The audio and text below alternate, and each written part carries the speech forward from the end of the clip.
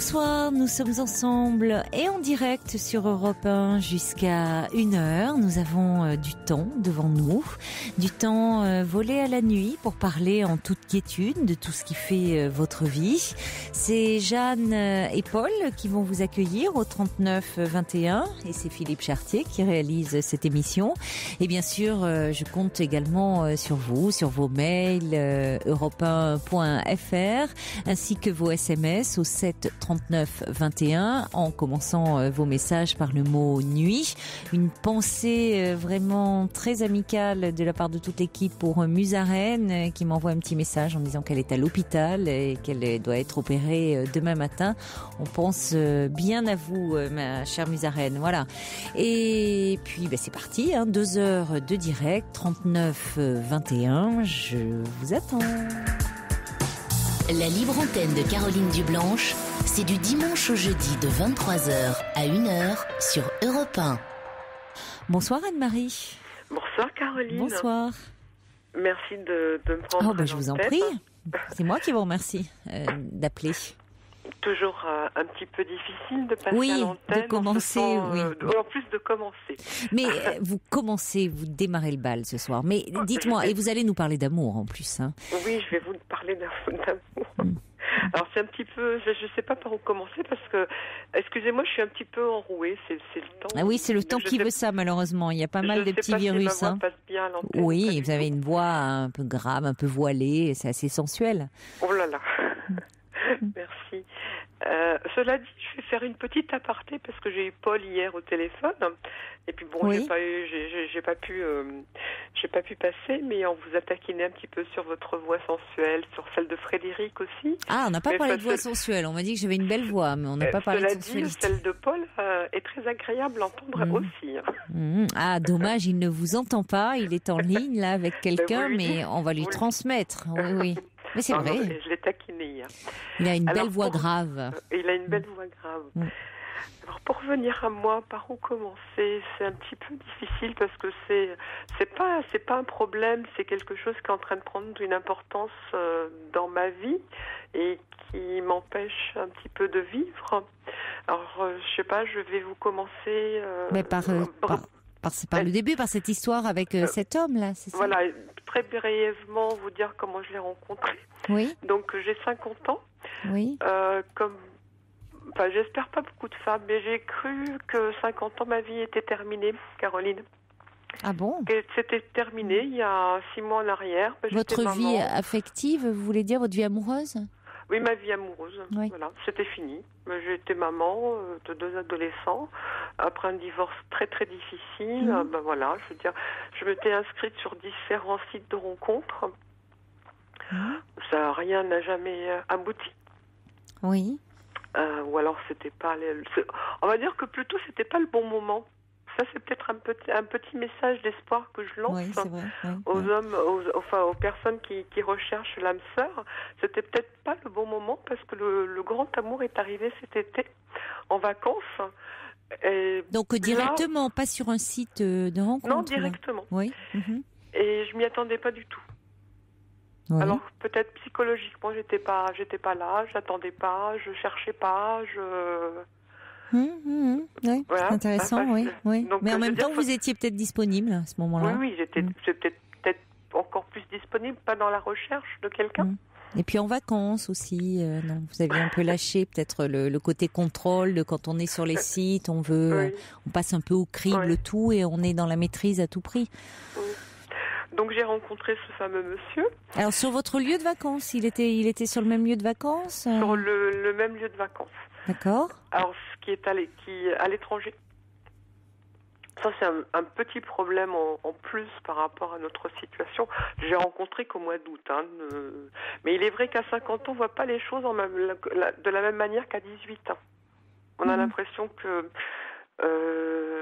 comment dirais-je, si on s'installe ensemble tout de suite, quoi. Je veux dire, on va pas attendre 2 ans pour voir si ça va bien ou si ça va pas. Oui. Alors, ce qui m'inquiète avec cette relation, dans cette relation avec ce monsieur, c'est que ce monsieur est très intentionné et tout le temps derrière moi. Et pourquoi ça vous inquiète? Parce que j'ai pas l'habitude, Caroline. Mais attendez, vous me dites qu'il est à l'étranger. Oui, il est à l'étranger. Comment il peut être toujours derrière vous s'il est à l'étranger? Il est à l'étranger, donc cet été, c'était non-stop. Il est venu pendant les vacances de la Noël, la fin de l'année. Et moi, il revient après-demain. Alors c'est peut-être pour ça que je m'inquiète et c'est peut-être pour ça que je vous appelle. Et je n'ai pas l'habitude, je n'ai pas eu l'habitude avec mon ex-mari qui me fasse des compliments, qui soit attentionné, qui soit tout le temps. Alors c'est peut-être pas approprié ce que je vais vous dire. J'ai l'impression de l'avoir tout le temps sur le dos. Oui, alors ça c'est différent. C'est pas attentionné, ça. C'est envahissant. Enfin, moi, je le ressens plus comme ça, vous voyez. Être attentionné, attentif à l'autre, essayer avoir en quête de lui faire plaisir, oui, ben voilà, mais c'est pas la même chose qu'être tout le temps sur le dos. Surtout, si vous ressentez ça alors qu'il est à distance. C'est-à-dire que le matin, il m'envoie un SMS. Si je réponds pas tout de suite à l'SMS, il m'appelle sur mon portable. Si je réponds pas au portable, il me téléphone sur le fixe. Voilà, oui, il veut tout de suite une réponse. Vous voyez ce que je veux dire? Oui, il s'engoisse, mais vous avez l'impression qu'il... Mais alors, comment il réagit après? C'est-à-dire qu'il vous pose des questions? Vous le trouvez un peu intrusif? Si, je me suis inquiétée. T'étais où? Je dis, vous avez une vie. Voilà. Ça, c'est une première chose. Et puis, ça, c'est pendant qu'il est à l'étranger. Mais pendant que nous sommes ensemble... Alors, je fais une petite aparté. Par exemple, mon frère, il me dit, mais... Excusez ma vulgarité. Il me dit, mais les femmes, vous êtes chiantes, vous savez pas ce que vous voulez, quoi. Ton ex-mari s'occupait pas de toi, celui-là, il s'occupe beaucoup de toi, tu n'es pas contente. Oui, enfin, il s'occupe de vous en étant à distance, c'est le paradoxe. C'est-à-dire... pour l'instant, il est à distance. Mais par exemple, quand si vous vous sentez surveillé, ça va pas. Voilà, c'est ça, c'est que je me sens... Alors, c'est pas de la jalousie. Je crois que c'est un monsieur qui est inquiet. Et moi, je suis un petit peu perdue. Mais vous lui avez dit que vous sentez un peu, que c'était un petit peu trop, que vous vous sentiez, comme si vous aviez une pression à devoir répondre à tout prix, alors que c'est pas que vous voulez pas lui répondre, mais vous pouvez être occupé au moment où il appelle, pas disponible, en tout cas que vous préférez le rappeler à un moment où vous serez disponible. Je suis voilà. Pour parler plus facilement, plutôt que de lui répondre entre deux trucs sur le feu, et où du coup on n'est pas forcément très agréable, enfin. Oui. C'est ça. Moi, ça m'angoisse. C'est-à-dire que le matin, je reçois un SMS vers 8h. Donc, je me dis, si je réponds pas, il va appeler. Donc, je me fais un devoir de lui répondre par SMS. À 4h, il rentre de son travail. Donc, j'attends son appel téléphonique ou je l'appelle. Si j'appelle pas, ça fait... Et moi, ça m'étouffe. Vous voyez ce que je veux dire? Ah, mais je vois très bien. Quand nous sommes ensemble, c'est Anne-Marie, tu veux boire quelque chose? Non, merci. Je te fais un thé? Non, merci, c'est bon. Je te veux de l'eau? Non, merci, c'est bon. Oui, c'est bon. Faire quelque chose? Oui. Non, c'est bon. Et puis, en fine, je vais finir par dire, écoute, donne-moi un verre d'eau, voilà. Ouais. Il ne sait pas quoi faire, Caroline, pour me satisfaire. Alors, est-ce que c'est un monsieur qui a peur de me perdre? Oui, mais il en est pas naturel. Il est pas jaloux. Je sais pas. J'ai pas l'impression. En tout cas, est-ce que vous avez le sentiment qu'il vous fait confiance quand même pourquoi il est aussi angoissé? Il a pas de vie, lui? Pourquoi il vous appelle comme ça sans arrêt? Enfin, il a pas. Qu'est-ce qu'il fait? Il travaille, cet homme? Oui, il travaille. Bien sûr, il travaille. Oui, il travaille. Non, mais ça fait un peu une emprise, quoi, parce que le côté, en tout cas, c'est vous qui m'en parlez. Moi, je sens que ça vous convient pas. Vous vous sentez oppressé. Je me sens oppressée. Parce que qui vous propose une première fois, s'il se sert à boire, est-ce que tu veux boire, ma chérie? Bon, voilà. Vous lui dites non, c'est bon. On a compris pourquoi il insiste. C'est-à-dire que c'est pas chercher à faire plaisir, ça. Quelqu'un qui veut trop devancer vos désirs, qui veut trop, il vous laisse pas respirer, il vous laisse pas de place. Voilà. Pour avoir la paix, je lui dis ok. Ça c'est un exemple, la boisson. Oui, mais c'est significatif. Vous savez si vous avez soif ou pas quand même, ou si vous avez envie de partager un verre ou pas. Voilà. Et là, j'appréhende, parce que c'est vrai que c'est un homme qui est adorable, qui est très gentil, je veux dire, on s'entend très bien, mais... Mais vous n'êtes pas en confiance, c'est ça le problème. Je l'étouffe, il m'étouffe. met tout. C'est intéressant.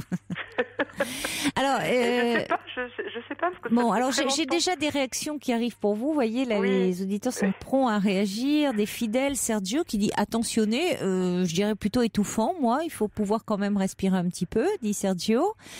First Lisa qui dit attention, il cherche peut-être la fusion et cela cache autre chose. Ce n'est pas de l'amour, ça risque d'être étouffant. Yanninon qui dit êtes-vous sûr qu'il est attentionné ou bien pas plutôt intentionné? Oui, c'est intéressant. Ah, c'est intéressant, oui, c'est intéressant. Lily qui dit il veut avoir la main mise sur vous. Bon. Alors, écoutez, en même temps, vous le connaissez de cet été, vous vous êtes vu très peu, parce que ça se trouve, la relation à distance aussi ne lui convient pas. C'est-à-dire que si c'est quelqu'un qui, je sais pas moi, qui est un peu angoissé ou qui a envie de construire quelque chose, du coup, il cherche à abolir la distance en étant ultra présent. Mais bon, malheureusement, même un appel téléphonique, même ça remplace pas la présence physique. Caroline, je veux dire, tous les jours, appeler pendant 2 heures. Ah non. C'est tous les jours et par moments, je sais plus quoi dire, quoi. Mais qu'est-ce qu'il, lui, il vous dit quoi? Il vous parle de quoi pendant ces 2 heures? Je veux dire, on partage des moments. Je veux dire, c'est pas désagréable. Là, il n'y a pas que du négatif. Oui, mais c'est le côté systématique. Systématique et obligatoire. Voilà, c'est ça qui ne va pas. Qui moi me. Voilà. Ça devient, il y a trop de contraintes. C'est-à-dire qu'il y a un jour où effectivement vous pouvez avoir envie, vous avez des tas de choses à vous dire, à partager avec lui, et vous allez pouvoir rester 2 heures au téléphone. Mais il faut pas qu'il y ait un côté systématique. Il est envahissant là. Enfin, je trouve que ça traduit pas quelqu'un qui est dans c'est pas une relation équilibrée. Et puis en plus, ça peut-être parce qu'au fond, cette relation à distance lui pèse et qu'il cherche à compenser avec un excès de présence. Il était comme ça cet été. Oui, il était déjà très accaparant. Oui, voilà, tout à fait. Je vais vous donner un dernier exemple et puis après vous me direz ce que vous en pensez. Quand il était là, excusez-moi, ma voix le part. Quand il était là pendant les fêtes de fin d'année, je suis allée faire mes ongles. Donc je lui dis, voilà, je pars là, je vais là, t'inquiète pas, je lui montre. Je lui dis, j'en ai pour aller 3/4 d'heure. Mais vous savez, quand une femme va chez l'esthéticienne, on sait quand elle rentre, elle sait pas quand elle sort. Oui, c'est ça, bien sûr. Oui.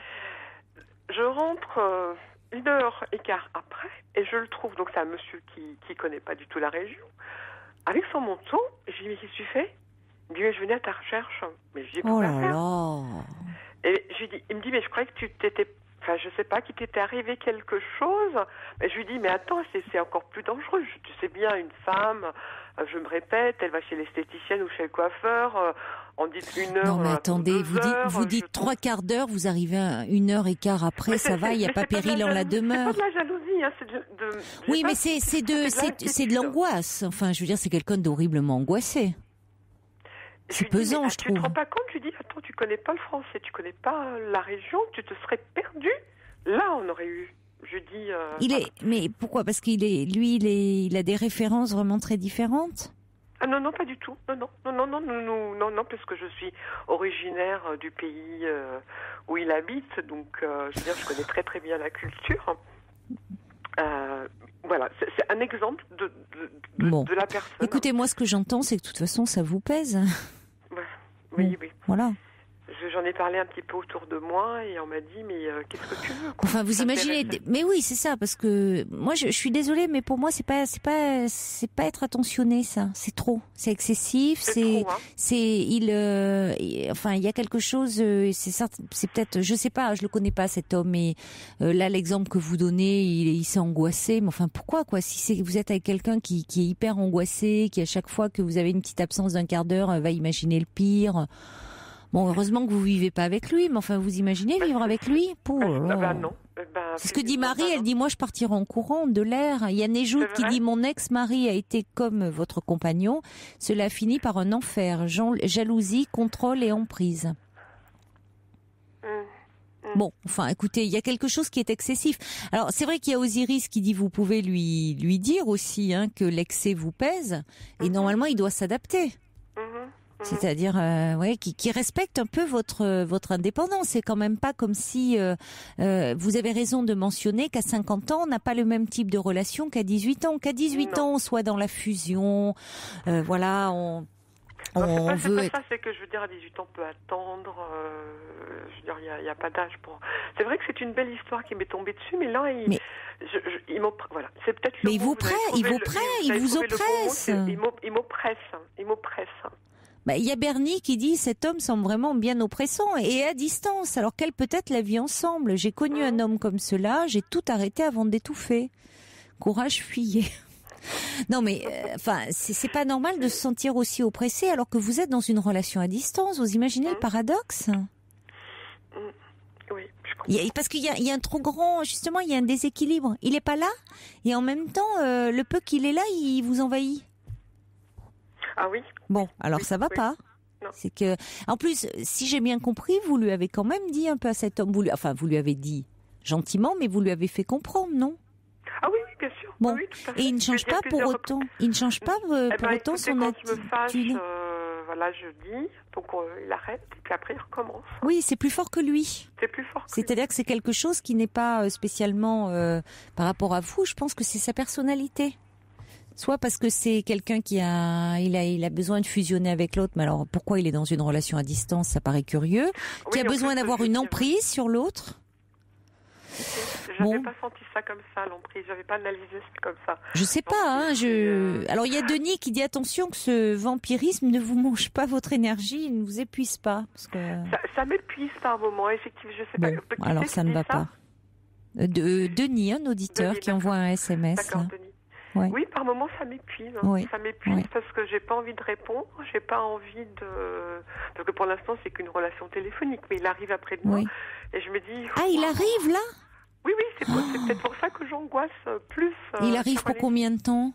17 jours. Waouh, 17 jours comme ça. Alors donc pas de rendez-vous chez l'esthéticienne, pas de rendez-vous. Il va falloir que vous soyez toujours avec lui. Parce qu'il voulait être là. Bon, je veux dire, il y a un baptême d'un petit neveu, il y a mon anniversaire, il a Saint-Valentin, et il voulait être là pour les 3. Oui, à mon avis, on peut pas tout faire. On peut pas tout faire. Mais pourquoi pour les 3? Enfin, je veux dire, bon, qu'il veuille être là pour votre anniversaire, je comprends, mais votre petit neveu, vous l'avez rencontré cet été. Qu'est-ce qu'il en a à faire du baptême du petit neveu? Je lui dis, mais tu peux pas faire les 3. Même moi, la Saint-Valentin, vous savez, c'est beau. Oui, mais c'est ça, c'est pareil. Vous n'avez pas, on n'a plus 18 ans, enfin. Attention aux petits jeunes qui écoutent. Ah mais non, mais moi je trouve ça charmant. Mais il y a un temps, on aime différemment. Il y a un temps pour tout, quoi. Je lui dis, mais tu sais, je lui dis, bon, moi, mon anniversaire, c'est quelque chose que je ne fête pas pour des raisons personnelles. Et je lui dis, tu sais, ce jour-là, je suis pas de bonne compagnie. Donc on fera rien pour le 7 février. Et ben, il est venu quand même. Enfin, il vient quand même. Oui, mais alors en plus, il vient quand même, quoi. C'est-à-dire que vous lui dites en gros que bon, c'est pas forcément. Moi, voilà, ça m'importait peu qu'il soit là pour février, qu'il pouvait venir au mois de mars. Voilà, ben non, il s'impose. Moi, vous voyez, c'est là où je trouve qu'il y a quelque chose d'oppressant, c'est-à-dire que vous dites qu'il est attentionné, non. Il y a une forme de, il s'impose. Non, c'est une façon de s'imposer. Alors, comme ça, de façon détournée, en douceur, mais il s'impose. Il ne tient pas compte de vous. Donc on est très loin de l'attention. D'accord. Il y a Annie qui dit « En vieillissant, mon mari est copie conforme. J'étouffe, ne continuez rien, c'est épuisant, réfléchissez. » Alors il y a Olivier qui dit « S'il était juste maladroit. » Bon, peut-être, mais à partir du moment, moi ce qui me préoccupe, c'est que vous lui avez fait part, vous lui avez dit, donc si il est intelligent, si il devrait pouvoir s'adapter. S'il ne le fait pas, c'est qu'il y a quelque chose qui est plus fort que lui. Plus fort que lui, que pas. Parce que je me dis, donne-lui encore une chance. Mais si vous avez envie. Enfin, de toute façon, il arrive, donc voilà, quoi. Je veux dire, j'étais quand même consentante qu'il vienne. Ça aurait bien pu lui dire, ne viens pas. Mais voilà, je suis pas bien. Alors qu'on devrait normalement attendre. Son amoureux. Ça va être un bon test. Oui. Alors il y a First Lisa d'ailleurs qui dit vous êtes malade juste avant son arrivée. C'est peut-être pas un hasard. Non, hier il faisait froid. Non, il y a des virus en ce moment. Il y a Pierre qui dit, oh là là, fuyez cet homme, c'est pas spontané ni naturel à 50 ans. Normalement, on a un petit peu plus de recul. Alors, il y a d'autres réactions. Il y a Ryan. Ça, des réactions. Ouais, beaucoup. Oui, beaucoup de réactions. Je me suis dit par rapport à votre émission, il y a des cas beaucoup plus graves que le mien. J'en avais même un petit peu honte. De dire, ah là là, non, mais on peut aborder tous les thèmes et puis chacun peut se retrouver justement dans une histoire comme ça, dans une relation de couple. Alors Ryan dit, je me permets d'intervenir suite au témoignage. Il arrive parfois, et c'est du vécu, que cet étouffement, entre guillemets, traduit un manque de confiance en soi. Surtout si une relation précédente s'est soldée par un échec cuisant. Oui, mais alors là, j'ai envie de dire. Que moi, c'est vrai. Pas confiance en moi Non. Que l'étouffement qu'il a, s'il est comme ça omniprésent, c'est parce que il manque peut-être de confiance en lui. Ryan disant qu'il a eu une relation précédente qui s'est soldée par un échec cuisant. Moi, j'ai envie de dire, dans ces cas-là, il faut pas aller dans une relation à distance. Enfin, si on manque de confiance en soi, qu'on est angoissé, c'est pas la peine. Vous voyez, on va pas chercher non plus la difficulté. Alors, il y a Claire qui dit, moi, je trouve que ce monsieur est attentionné. Envoyer un texto dès le matin et attendre une réponse n'est pas anormal. Il a besoin de contact et il sent peut-être des réticences. Enfin, c'est bon, vous n'avez pas à lui rendre des comptes. Pas tous les jours et pas à ce point-là, pas de façon où ça devient une obligation. C'est plus un plaisir. C'est tout à fait ça. Il y a Michel qui dit, oh là là, pendant ces 17 jours, installer un détecteur de CO2, vous allez manquer d'oxygène. Ils sont durs. Je démarre bien l'émission en tous les cas. Ils sont durs. Il y a Sergio qui dit 17 jours. Oh là là, ça va être long. Courage, Anne-Marie, on pense à vous. Le truc horrible. Mais voyez, il y a un truc. Non, pour vous dire si je suis toujours là. Mais écoutez, c'est vrai que comme vous le dites, normalement, quand on attend son amoureux, on est plutôt ravi. On peut être un petit peu anxieuse, dire comment ça va se passer quand on n'a pas vécu ensemble. Mais bon, alors cela dit, c'est très bien. Vous allez passer 17 jours ensemble, ça va être un bon test. Là, vous allez le voir dans votre environnement et vous allez voir. Enfin, en tous les cas, je veux dire, j'ai 50 ans, je le répète, bientôt 51. J'ai jamais eu ce genre de relation. Je veux dire, quelqu'un n'a jamais été autour de moi autant. Bon, alors justement à ce propos, il y a Isaac, et c'est très pertinent, qui dit « Même si cela relève du poncif, on n'est envahi que lorsqu'on se laisse envahir. Cette relation vous pèse, vous consume chaque jour davantage, semble-t-il. Alors, chérissez votre espace vital et rééquilibrez cette relation si cela vous semble possible. » On accueille Nadia qui est avec nous au 3921. Bonsoir Nadia. Bonsoir Caroline. Bonsoir. Voilà, et bonsoir également à votre... Anne-Marie. Voilà, à Anne-Marie, tout simplement. Bonsoir Nadia. Mais voilà, alors donc je me suis permis d'appeler parce qu'écoutez, j'écoutais votre témoignage, donc Anne-Marie, et franchement, j'avais l'impression qu'on parlait du même homme, que vous parliez du même homme. C'est peut-être le même.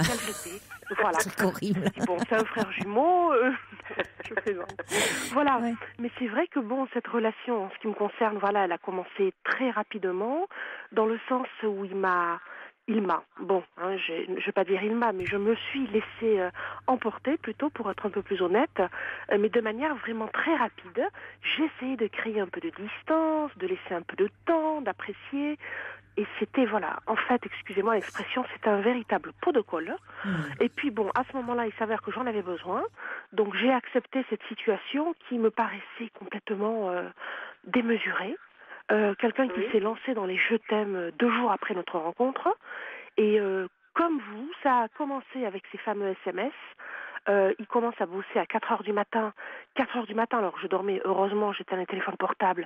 Je commençais à avoir des SMS à 4h. C'est pas le même, Nadia, parce que justement, mon copain commence à 4h30. Oh là là. C'est pour ça que j'ai des SMS. Comment s'appelle-t-il? Non, mais c'est... Oui, on pourrait croire. Hein. Il y a Pierrette aussi qui dit, moi j'ai le même à la maison. Elle m'envoie un SMS. Décidément, je pensais il est marié, en fait, cet homme. Il a une double vie, c'est ça. C'est le mari de Pierrette, en fait. Elle a reconnu. C'est carrément une triple. Et voilà, donc... Oui, mais comment vous en êtes sortie, Nadia? Enfin, je veux dire, c'est quoi la finalité de votre histoire? Alors, juste de manière anecdotique, comme je vous disais, 4h30 les textos, 5h, 5h30... Bref, si bien que je me levais à 7h du matin, déjà j'avais reçu une dizaine de textos. Ouf, mais il respecte même pas votre rythme, quoi. Oui. Non, heureusement, le téléphone portable était éteint. Heureusement. Il fallait également rappeler. Si je ne rappelais pas, voilà, c'était source d'inquiétude. Bon, et puis d'inquiétude, hein, j'ai pas l'impression qu'il soit jaloux. D'inquiétude, je dirais. Mais moi, ça m'étouffe, quoi. Je veux dire, ouf. Et en fait, ce qui s'est passé, bon, je vous épargne un peu tous les détails, où lorsqu'on était ensemble, j'étais vraiment observée comme un poisson dans un aquarium, comme s'il était un chat qui oh là là, matait quelle un image. poisson. Oui. Et c'était vraiment... Et je le lui disais parfois, je lui disais, mais je sais pas, va prendre un bouquin, va...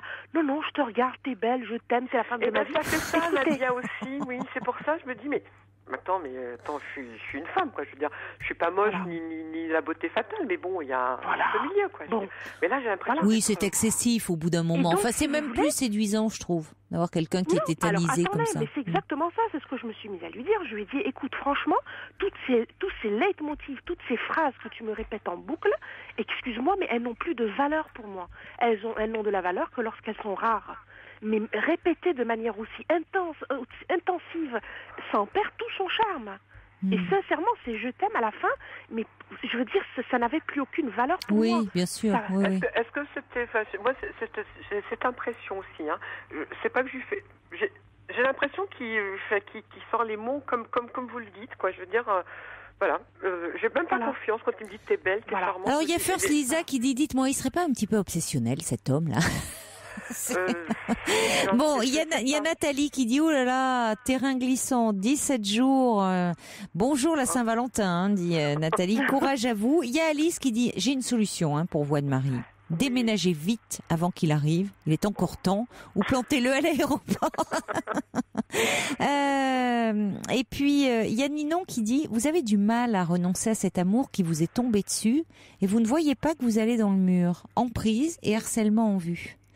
Alors, en tout cas, ce qui est intéressant, c'est que vous aviez dit que à 50 ans, pour vous, vous avez l'impression que la vie était terminée. C'est intéressant. D'ailleurs, vous dites pas la vie amoureuse, la vie était terminée, comme si il pouvait plus rien se passer.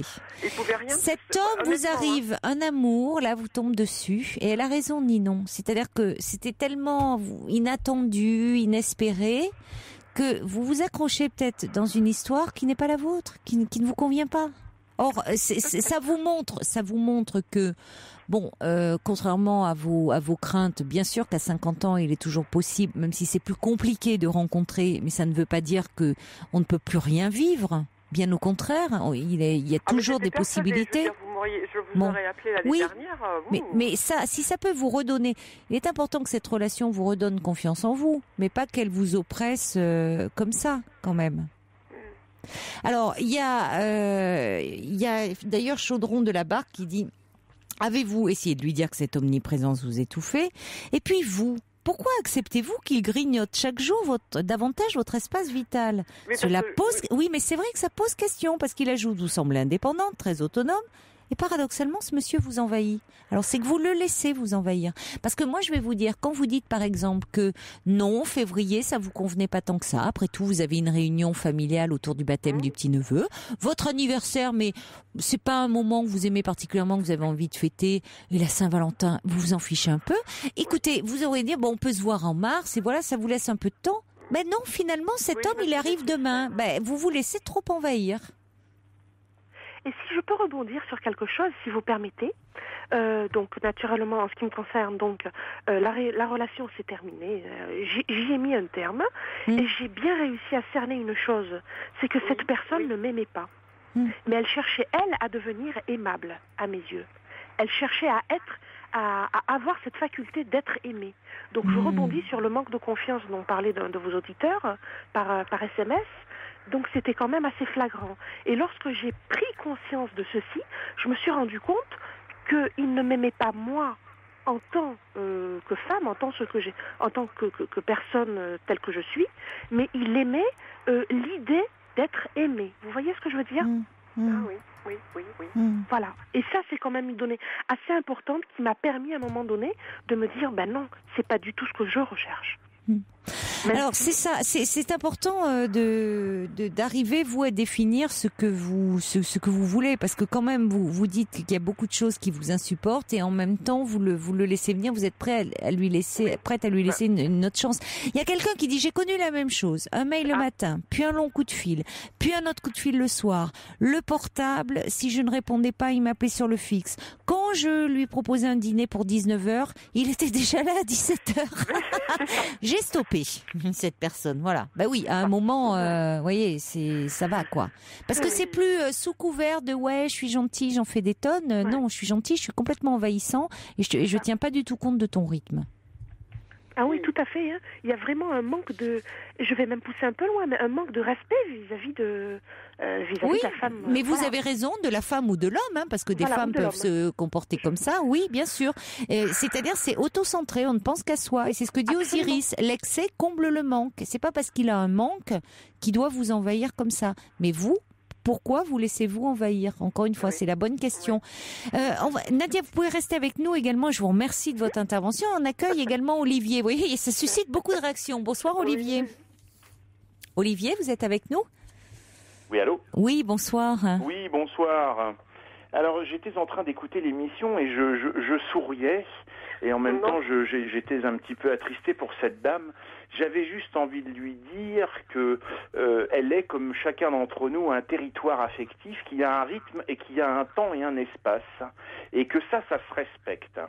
Et quand on ne respecte pas ça, c'est pas une relation d'amour, mais c'est une relation de transaction. C'est-à-dire qu'on essaye d'acheter sa gentillesse ou son amour ou son temps. Mais cet homme-là ne vient pas là pour elle et pour la découvrir dans sa nature. Il vient simplement combler des petits troubles personnels, je suppose. Oui, et vous êtes gentil encore en disant petit, je pense. Hein. Oui, alors, pour tout vous dire, je suis thérapeute et non, il a des gros problèmes et ça sent la dépendance affective à plein nez. Et je suis d'accord avec vous. Ça va mal finir. Oui, moi je suis d'accord. C'est ce que dit d'ailleurs First Lisa et ça me faisait penser, j'avais envie de vous lire le livre de Sylvie Tenenbaum que j'avais invité un dimanche, Vaincre la dépendance affective aux éditions Albin Michel. Et elle parle de ce type de relation. Il y en a un qui est tellement présent, tellement attentionné, tellement trop, que finalement il grignote complètement l'autre parce que c'est lui, il a un problème et il a un problème de dépendance. Oui. Alors bon, c'est très bien que cette personne ait la possibilité et le courage aussi, parce qu'il faut le faire, de lui dire que parce que ça doit être posé ça. Tu ne respectes pas mon espace, tu ne respectes pas mon temps. Je te demande de respecter ça. Je fonctionne comme ça et de faire valoir sa nature propre. Mais le problème, c'est qu'en face, il peut l'entendre dans l'intellect, ça se comprend, mais pour le comprendre au niveau émotionnel, il faut l'avoir déjà vécu soi-même et le comprendre soi-même. Et s'il ne fait pas un travail sur lui, jamais il pourra envisager que lui aussi, il a un espace, un temps, que ça se respecte, et donc son semblable est pareil, il est semblable et pas identique, donc il fonctionne autrement. Bah oui, non, mais t'envoies pas des SMS à 4h du mat, enfin je dors, quoi. Voilà. Hein?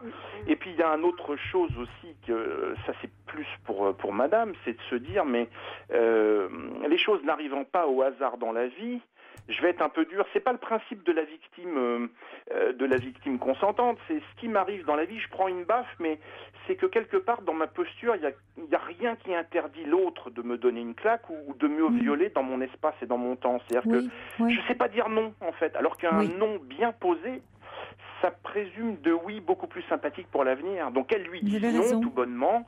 Oui, mais le problème c'est qu'il arrive demain là. Alors voilà, il n'arrive pas. Mais comment ça, il n'arrive pas? Alors qu'est-ce qu'elle peut faire concrètement? Qu'est-ce qu'elle peut faire? Il y a un droit qu'on a dans la vie. Oui. Il y a un droit qu'on a dans la vie. Mais oui, mais il est prêt, à mon avis, ça y est, il est sur le départ, il est déjà à l'aéroport là. C'est ok, très bien, mais lui il va à l'hôtel. Il est dans le viol de cette dame. Il est dans son truc à lui. Il est dans le respect de ses besoins, de sa pathologie. Il y va, tout ça. Il en a rien à foutre d'elle, hein. C'est clair. Absolument. Non, mais voilà. Je suis d'accord. Non, mais oui, ça le mérite d'être clair. Il en a rien à foutre. Il arrive et elle pourrait lui dire, je suis pas bien, j'ai besoin de. S'en fout. Elle n'existe pas. Pourtant, je lui ai dit, oui, c'est Olivier, je lui ai dit à maintes reprises. Oui. Et ce qui est très bizarre, c'est que on me dit avoir une forte personnalité. savoir dire non, savoir hausser le ton. Et avec ce monsieur, j'ai pas envie de citer son prénom. Non. J'y arrive, je sais pas. Oui, mais parce que finalement, il a l'air tellement gentil. C'est là où est le piège. Non, mais il est gentil, mais non, il vous respecte pas.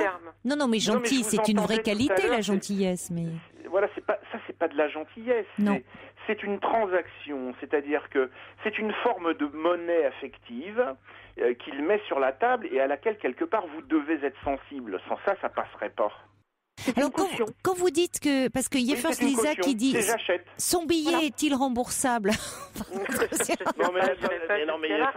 est-ce que vous croyez que ce monsieur a compris que moi, à un certain moment dans ma vie, je me suis dit stop, il n'y a plus rien. Voilà, donc il est en train de jouer.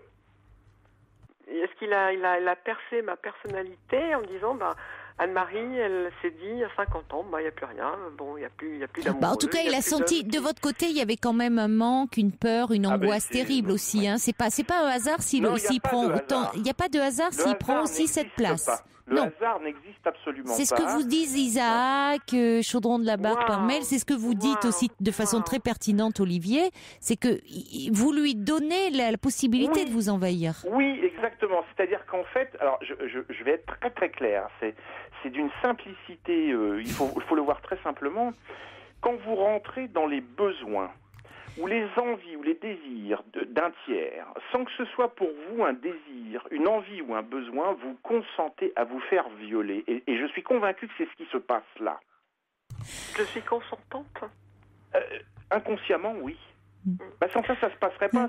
Alors, écoutez, Olivier, parce qu'il va falloir qu'on conclue quand même. Mais je vous remercie parce que c'est très pertinent. Mais alors, ils me font rire, vous me faites rire parce que je reçois des messages quand vous avez dit, mais non, il n'arrive pas demain. Et du coup, alors attendez, il y a Nathalie qui dit, non, elle m'envoie un SMS, il n'arrive pas. Après demain, c'est encore possible de dire non. Mobilisons-nous. Et alors, il y a Alice qui dit, à quelle heure arrive-t-il? Nous viendrons tous à l'aéroport pour vous soutenir. Je vois bien le comité d'accueil. C'est pas le comité d'accueil de Florence Cassès, c'est le comité d'accueil. Non. Mais le truc est simple, c'est que dans la vie, vous avez le droit de mentir aux autres. Alors qu'est-ce qu'elle pourrait dire, par exemple? La personne à laquelle vous n'ayez pas le droit de mentir, madame, c'est à vous-même. Mais alors qu'est-ce qu'elle pourrait lui dire? Qu'elle est malade? Vous n'avez pas envie de le voir. Je sais pas, vous avez piscine, ou vous avez une indigestion, vous êtes pendu par les pieds, ou je sais pas, vous êtes téléporté ailleurs, mais il n'arrive pas. Vous avez une urgence et vous ne pouvez pas. Vous avez une urgence dans votre famille, un problème familial. Oui, mais ça va vous faire un bien fou, ça. Oui. Il faut être prêt aussi. Il faut être prêt aussi. Mais on est bien d'accord que je vais juste vous dire une dernière anecdote. Allez, une dernière chose et on conclut après. Quand il est arrivé la dernière fois, donc il arrive à l'aéroport, il avait un rouleau de posters, je sais pas comment ça s'appelle, le truc rond là, long. Un rouleau de quoi? De posters? Vous savez les trucs d'emballage pour mettre des posters? Le truc rond, long. Ah ouais, d'accord, oui. Je sais pas comment ça s'appelle. Oui. Et qu'est-ce qu'il y avait quand même? Je me suis dit, mais qu'est-ce qu'il a emmené? Il a emmené un poster. C'est quoi? Il a amené un bouquet de fleurs. Un bouquet de fleurs dans... Oui, Voilà. Non, mais pourquoi pas? Pourquoi pas? Ça, c'est plutôt... Donc c'était une photo de vous à grand. Oui, moi j'ai cru que c'était un poster de vous, je me suis dit au secours. Pas de fleurs, quoi. Comment? Non, mais voilà, le truc, c'est... La question est simple. Cette relation vous convient-elle, oui ou non? Non. Alors, je pense que c'est pour ça que j'appelle ce soir. Alors, il y a Agathe qui dit, nous pouvons encore nous mobiliser, détournons son avion. Mais oui, vous savez, avec Europe 1, vous savez, la libre antenne, toute la famille de la libre antenne est très mobilisée. S'il le faut, nous viendrons vous soutenir à l'aéroport, ma chère Anne-Marie. Non, mais écoutez, vous avez la possibilité. Non, mais écoutez, ça veut dire que les gens se mobilisent et disent quand même que, bon, à un moment, c'est trop et que, bon, ça pose question, pourquoi vous vous laissez envahir comme ça? Il y a Jean-Michel qui a appelé, il dit, je suis un homme de 52 ans, j'ai subi la même pression, je n'ai qu'un conseil à donner, quittez-le et vivez. Voilà, un peu, parce que là, il y a quelque chose qui est trop, plus sérieusement, qui vous envahit trop. Donc, il y a quelqu'un qui dit être attentionné, c'est prêter attention à l'autre, savoir l'écouter. Nous en sommes très loin. Il y a Pierre qui dit j'ai 54 ans. Moi, je pense, on me dit souvent que je suis attentionnée. Mais là, franchement, non, cet homme est étouffant. Et au secours, il y a le feu, dit Pierre. Oui, il y a Voilà. le feu. Bon, voilà. Après, c'est à vous de voir. Mais je crois que Olivier a été très clair. Nadia aussi. Enfin, c'est tout ce que vous avez dit, c'est très pertinent. Et les auditeurs vont un peu tous dans le même sens. Hein. Oui, tout le monde va dans le même sens. Mais donc, c'est peut-être pas un hasard que j'ai appelé ce soir. Dites non à celui-là et vous allez affiner les fromages et un jour le bon arrive. Oui, c'est ça, parce qu'il faut vous dire aussi que tout n'est pas fichu. Enfin, je veux dire, à 50 ans, vous avez encore de très belles choses à vivre. Hein. Donc c'est vous, il faut reprendre, il faut que vous repreniez confiance en vous. Hein, surtout. D'accord. Merci Caroline et puis merci aux auditeurs. Ah, vous pouvez parce qu'ils se sont mobilisés pour vous. Bon, je vous embrasse Anne-Marie. Il y a Nathalie qui dit donnez-nous de vos nouvelles s'il vient dans 17 jours là. Comment on va vous récérer nous? Donc vous nous appelez. Merci beaucoup Olivier pour vos réflexions très pertinentes. Merci et merci Nadia également. Avec plaisir. Bonsoir. Bonsoir. Au revoir. Caroline. Au revoir. Alors, il y a Marc encore qui envoie un petit SMS pour dire Anne-Marie, moi je vous conseille une chose, partez en voyage et changez de numéro. C'est ce que dit aussi Musarène qui, du fond de son lit d'hôpital, se mobilise pour Anne-Marie. Si c'est pas vraiment, ça c'est de la vraie gentillesse, c'est de la vraie solidarité. Merci ma chère Musarène. Maintenant il faut vous reposer pour être en forme demain pour votre intervention. Alors, et puis il y a également...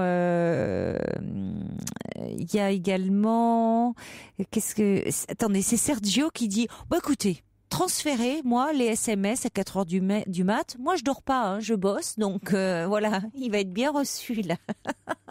Allez, on va accueillir maintenant Nadine. Bonsoir Nadine. Oui, bonsoir. Bonsoir. J'ai bien rigolé. Ben oui, apparemment ça vous a amusé. Oui, mais moi je pense que, comme l'a dit le monsieur thérapeute, ce garçon est égoïste. C'est un gros égoïste. Oui, sous couvert de. Lui. Oui, sous couvert de je fais tout pour toi. En fait, c'est avant tout pour lui. Il est dans le manque. Et après, on verra si ça convient ou pas. Mais oui.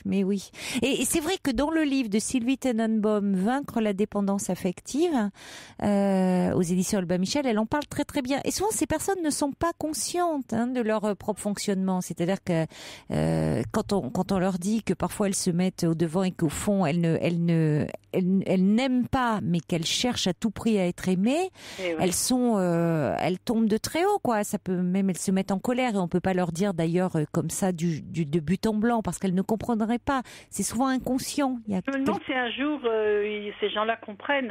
Si, à condition de faire un travail sur eux, et puis quand finalement ils se rendent compte qu'ils vont de déconvenu en déconvenu, c'est-à-dire ils disent je comprends pas, je fais tout pour les autres et puis j'ai jamais de retour.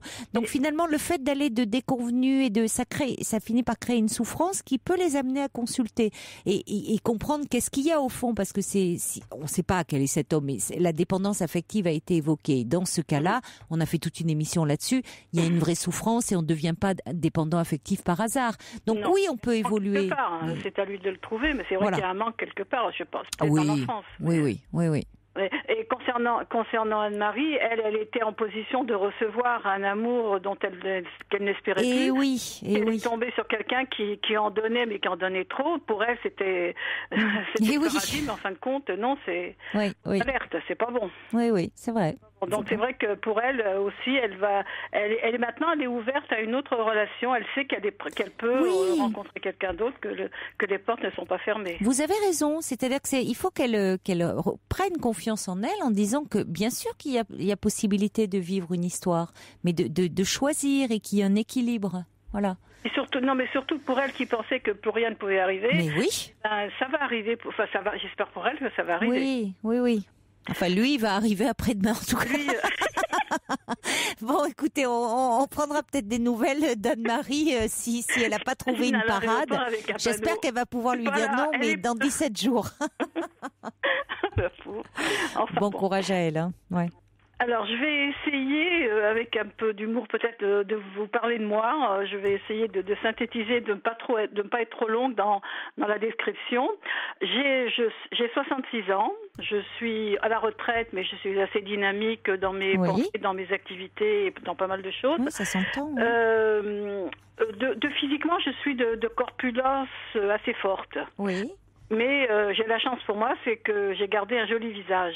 Alors on est plus attiré par mon visage qui a des traits réguliers, des cheveux noirs, enfin bon, et que par la forme de mon corps. Mais ça, j'ai toujours été comme ça, je ne pourrais pas changer, surtout encore à mon âge. Bon, j'ai vécu pendant 23 ans avec un monsieur qui est décédé il y a 2 ans. Oui.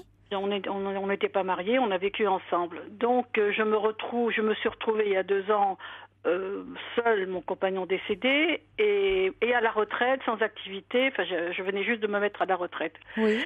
Et bon, avec ce qui s'est passé, j'ai pris du poids, ça n'a rien arrangé, je ne sortais pas beaucoup, je ne côtoyais pas beaucoup de gens. Et puis cet été, j'étais très très mal parce que à cette solitude, c'est annexé des problèmes financiers assez importants, puisque maintenant mes charges tout compris, genre charges d'appartement pour vivre, pour manger, tout ça. Oui. Sont supérieures à mes rentrées, puisque je n'ai plus que ma retraite. Donc j'étais un peu esselée, j'étais même très très mal. Oui. J'ai passé une annonce dans un journal communautaire, puisque je suis d'origine juive, pour chercher quelqu'un. Voilà, pour chercher un homme, en précisant bien dans l'annonce, femme ronde, mais jolie, recherche une relation, et plus pour si affinité. Bon, j'ai eu pas mal de réponses, pas mal de gens que j'ai éliminés, d'autres que j'ai conservés. J'ai rencontré beaucoup d'hommes, dont certains qui me plaisaient, d'autres qui me plaisaient pas. Alors à un moment donné, je me disais, je peux pas faire la difficile parce que c'est quand même moi qui a entre guillemets un handicap. Pourquoi vous parlez de vous en disant un handicap? Vous pouvez être ronde, mais après tout, il peut y avoir de la volupté. Il y a des hommes qui aiment les femmes rondes, ça les a pas. D'accord, moi je le vends, entre guillemets, je le vends comme ça, mais voilà, ça s'est pas fait. Beaucoup d'hommes m'ont dit, vous êtes jolie, mais vous êtes trop ronde, vous avez trop de forme. D'autres, caractère, c'est pas ça. Enfin bon, ça m'a vraiment. C'est pas très sympathique de vous dire les choses. Oui, je comprends. Mais c'est des goujats. Je suis désolée, pardonnez-moi, mais ce sont des goujats. J'espère qu'un jour je rencontrerai quelqu'un. Donc ça, c'était pendant l'été. Je suis pas partie en vacances. Je suis restée à Paris, financièrement parlant, très très difficile. Et puis dans mes nuits où je vous écoute et après que j'ai beaucoup de mal à m'endormir parce que tous ces problèmes travaillent dans ma tête, je me suis dit pourquoi est-ce que moi, gentille, mignonne, je ne partagerai pas la vie de quelqu'un qui est seul, un monsieur de préférence. Je suis plus attirée par les messieurs, qui est seul, qui aurait besoin d'une compagnie, qui aurait besoin de quelqu'un qui soit présente, gentil, aimable, et qui m'aiderait à régler ces problèmes. Alors je me suis dit en moi-même, en tant que dame de compagnie, c'est une bonne solution, mais est-ce que c'est avouable comme sentiment, comme recherche? À partir du moment où vous êtes où c'est clairement posé, oui, mais ça serait je veux dire, ce qui est compliqué, ça risque quand même d'y avoir une certaine ambiguïté parce que soit alors vous allez être la dame de compagnie d'un monsieur très âgé. Dame de compagnie non, parce que je ne suis pas très serviable, je m'occupe que de moi, j'aime pas m'occuper des autres. Je veux dire, je ferai pas le ménage, je ferai pas les cours, mais la présence, mais ce que je comprends pas, c'est que vous voudriez, attendez, parce qu'il faut bien que je donne quelque chose en échange. Attendez, ce que je comprends pas, c'est que pourquoi vous envisagez quoi? Un compagnonnage, mais où il y aurait pas de relation amoureuse? Si c'est un vieux monsieur... Non, mais j'ai dit vieux, mais il peut être de votre âge. Mais ce que je comprends pas, c'est pourquoi comme j'ai commencé à vous parler, je vous ai dit, j'ai passé une annonce, j'ai rencontré beaucoup d'hommes et aucun ne m'a convenu et à pas beaucoup j'ai convenu, disons. Ah, mais vous savez, il y a un facteur chance aussi. C'est comme dans la vie, hein. Ce qui est déjà bien, c'est que vous en avez rencontré beaucoup. Alors là, vous vous découragez en disant, c'est pas le bon. C'est ce qui fait que ça marche pas, j'ai pas de chance. C'est peut-être ce qui fait que vous vous orientez vers une situation où, en échange de votre présence, vous souhaiteriez que cet homme aussi puisse vous aider matériellement. Mais écoutez, c'est pour ça que vous pensez réellement, Nanine, qu'un homme, il va vous demander autre chose. Parce que cette présence, s'il y a une participation financière, c'est-à-dire soit vous allez être, il va vous demander d'être une compagne sexuelle, soit il va vous demander d'être sa femme de ménage, ou il va vous demander une contrepartie. Il y a une contrepartie à ça. Je suis tout à fait d'accord. Là, s'il y a une contrepartie sexuelle et qu'il n'y a pas d'amour, il n'y a pas de sentiments échangés, non, je ne me vends pas. Je préfère rester dans le petit caca où je suis actuellement financièrement. Non, je ne veux pas me vendre. Moi, je pensais plus à une relation platonique, à quelqu'un qui a besoin d'une présence avec qui parler. Et c'est pour ça que je pense peut-être à ce moment-là, c'est plus quelque chose de dame de compagnie. Ou dame de compagnie, ça ne veut pas dire faire le ménage et autres, mais ça veut dire avec quelqu'un qui serait peut-être un peu âgé. Parce que si vous avez un homme, vous vous rendez compte, vivre avec le côté, c'est une colocation alors. Mais c'est une colocation, mais avec où quand même vous n'êtes pas à égalité dans le rapport financier, puisque, étant donné, j'ai bien compris votre situation financière difficile, vous allez demander à un homme lui, s'il a des revenus un peu plus importants que les vôtres, et c'est ce que vous souhaiteriez, de pouvoir vous aider dans le quotidien. Mais vous pensez réellement que vous allez tomber sur quelqu'un, un philanthrope, qui va vous donner ça sans contrepartie? J'en doute. Excusez-moi, l'échange que je propose et qui est le seul que je puisse donner, c'est ma présence, c'est mon écoute, et voilà, c'est tout. Mais bon, est-ce que ça vaut quelque chose? Est-ce que ça a un prix? Non, mais votre présence, je ne doute pas que vous ayez beaucoup de valeur. Mais voyez, c'est pas ça que je mets en cause. Mais c'est que à un moment, vous voulez monnayer votre présence d'une certaine façon. Parlons, disons les choses clairement. Oui. Moi, je crains que, si vous voulez, on vous en demande plus que votre simple présence. Monsieur est assez vieux pour ne rien pouvoir demander. Mais vous ne seriez pas contre que si c'est quelqu'un qui vous plaît, vous pourriez avoir une relation amoureuse? Ah oui, non, pas du tout. Au contraire, ça faciliterait les choses. Au contraire. Puis moi, je serais beaucoup plus en accord avec moi-même, bien sûr. Mais je suis arrivée à cette décision parce que parce que l'autre solution que j'ai faite, où j'ai vraiment agi. Mais ça doit pouvoir se trouver. Ça doit pouvoir se trouver. N'a pas donné. Parce qu'il y a quelqu'un qui dit ça pourrait s'exprimer, votre annonce, par une recherche de colocataire, donc petit loyer, peut-être une colocation, mais à ce moment-là, la colocation, c'est pas ce que vous cherchez, vous. C'est-à-dire que c'est bon, ok, vous partageriez le loyer, mais vous voudriez une protection matérielle et vous apporteriez une présence affective. Voilà, c'est bon. C'est vrai que c'est pas très. Vous dites, est-ce que c'est moral? Moi, je trouve ça intéressant, votre question, parce que c'est rarement dit comme ça, de façon aussi explicite. Mais dans les faits, regardez les annonces souvent telles qu'elles sont formulées. Les femmes mettent en avant leurs avantages, le fait qu'elles sont agréables, qu'elles sont jolies, et les messieurs, qu'est-ce qu'ils mettent en avant? Souvent leur situation sociale. Vous savez, malheureusement, les stéréotypes ont bon dos, hein. Donc, vous le dites, vous avez l'honnêteté de dire que, bon, vous êtes dans une situation matérielle difficile, vous seriez prête. C'est aussi parce que vous avez été déçu par les rencontres que vous avez faites. Donc, ça sera un compromis à dire, pourquoi pas partager un quotidien avec quelqu'un qui lui est dans une situation plus confortable, sans qu'il ait la fortune des Rothschild, hein, mais qu'il ait une situation plus confortable et qui pourrait vous apporter un confort de vie un peu au quotidien. Et vous, moyennant ça, vous auriez une présence agréable, pouvoir faire des sorties ensemble, et puis qui sait, peut-être après plus si affinité. De l'autre côté, si ça se convertit en une relation affective amoureuse, moi je serais partante, je suis la première ravie. Mais comme je vous ai dit, j'y crois plus. Je me suis tournée un peu là-dessus, oui.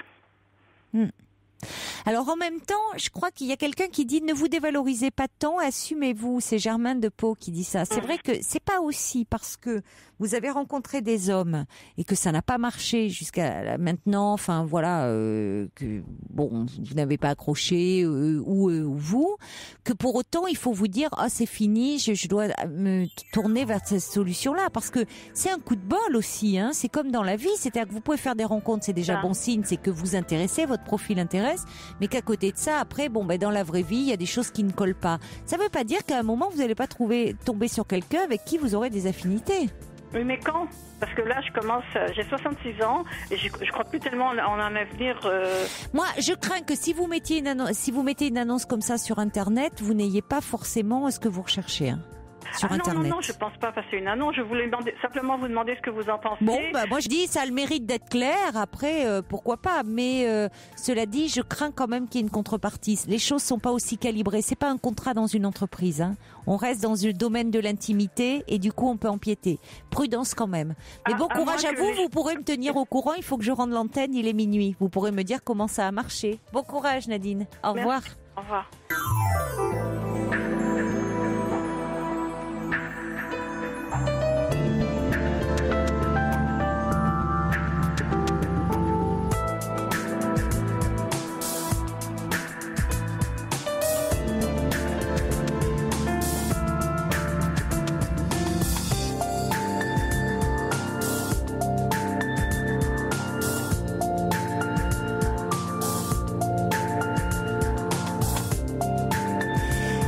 Deuxième heure de votre libre antenne et nous sommes toujours en direct sur Europe 1 jusqu'à 1h. Vous pouvez appeler le 39 21 pour me parler de vous, pour réagir également aux différents témoignages.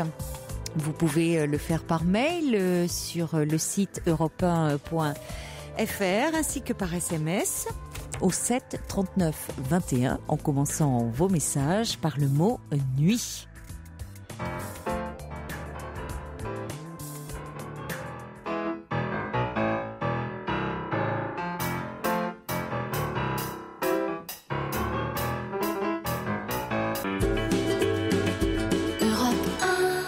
Alors encore beaucoup de mails pour Anne-Marie qui nous parlait de cet homme avec qui elle avait une liaison, cet homme qui vivait à l'étranger et qui était pour le moins un peu envahissant. Alors vous avez été très très très nombreux à réagir et je vous en remercie. Cet homme qui doit arriver après-demain et passer 17 jours auprès d'Anne-Marie. Alors Nathalie a dit j'ai vécu la même histoire point par point et ça s'est fini par des coups. Fuyez, ça peut être une emprise progressive qui annihile l'autre, détruit les personnalités, même les plus fortes. Moi je suis tombée vraiment sur quelqu'un qui était véritablement très pervers et destructeur. Jennifer dit merci beaucoup pour l'histoire d'Anne-Marie parce que j'ai bien ri. Bon, j'ai pas ri d'elle, c'est ce que c'est. Je comprends qu'elle soit préoccupée, dit Jennifer, mais la situation n'est pas drôle. Mais qu'est-ce que j'ai pu rire tellement c'était gros comme situation. Le cliché du boulet. On a toujours le choix dans la vie. À elle de faire celui qu'elle estime le meilleur pour elle. Et puis il y a Jeanne qui dit bon, écoutez, je crois qu'il vaudrait mieux annuler vraiment la venue de cet homme. Alors trouvez n'importe quoi. Votre vieille maman vous réclame, vos enfants ont besoin expressément de vous. Allez, courage, je prépare les banderoles pour le comité d'accueil au cas où il viendrait malgré tout.